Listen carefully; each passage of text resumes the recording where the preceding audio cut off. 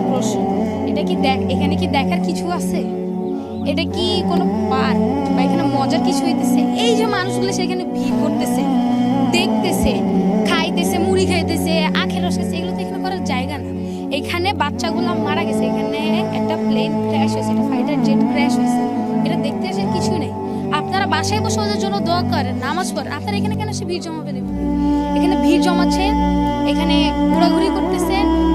ঠিক ওই দিনও, যেই দিনও ঘটনা ঘটে, শুধু মানুষ দেখতে আসছে। কি কারণে দেখতে আসে? তারা বাচ্চাদের লাশগুলা, বাচ্চাদেরগুলোকে যেতে দেন। ওই দিন পানির দাম, 2 লিটার পানির দাম 600 টাকা করছে।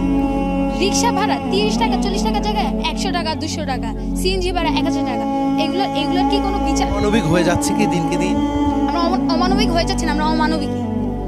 বাংলাদেশের মানুষ অমানবিকই হয়ে যাচ্ছে না, আমরা জন্মগতই অমানবিক।